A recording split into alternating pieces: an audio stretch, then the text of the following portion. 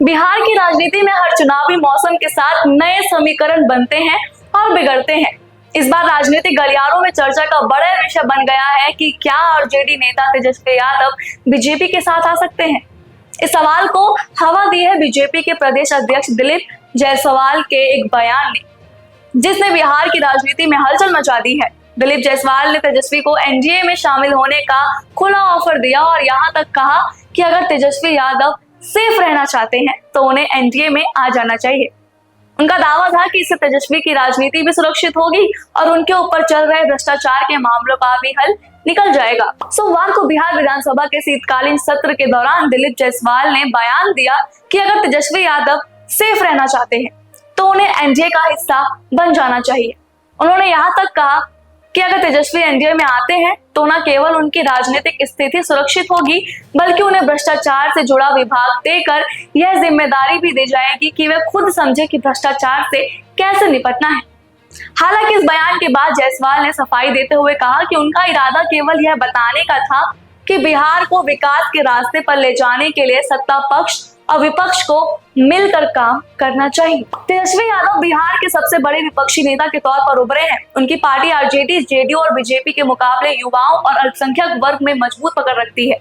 हालांकि उनके खिलाफ लगे भ्रष्टाचार के आरोप और सीबीआई जांचों का दबाव किसी से छिपा नहीं है। ऐसे में सवाल उठता है कि क्या एनडीए में शामिल होकर तेजस्वी अपनी राजनीतिक स्थिति को सुरक्षित करने का विकल्प चुन सकते हैं या नहीं। अगर तेजस्वी यादव बीजेपी के साथ आते हैं तो बिहार की राजनीति का समीकरण पूरी तरह से बदल सकता है। आरजेडी का कोर वोट बैंक अल्पसंख्यक और सामाजिक न्याय समर्थक तेजस्वी के इस कदम को स्वीकार नहीं करेगा। इससे आरजेडी कमजोर हो सकती है। वहीं बीजेपी को विपक्ष की ताकत को कम करने और जेडीयू पर दबाव बनाने का फायदा भी मिलेगा। जेडीयू के लिए यह बड़ा संकट हो सकता है। नीतीश कुमार की धर्मनिरपेक्ष छवि को नुकसान पहुंच सकता है और उनके हिंदुत्व एजेंडे को बीजेपी के मुकाबले कमजोर माना जा सकता है। हालांकि अभी तक तेजस्वी यादव या आरजेडी की ओर से बीजेपी के इस ऑफर पर कोई आधिकारिक प्रतिक्रिया नहीं आई है। तेजस्वी के लिए यह कदम उनके समर्थकों के बीच मुश्किल सवाल खड़े कर सकता है। आरजेडी की पहचान सामाजिक न्याय, धर्मनिरपेक्षता और गरीबों के अधिकार की राजनीति से जुड़ी हुई है।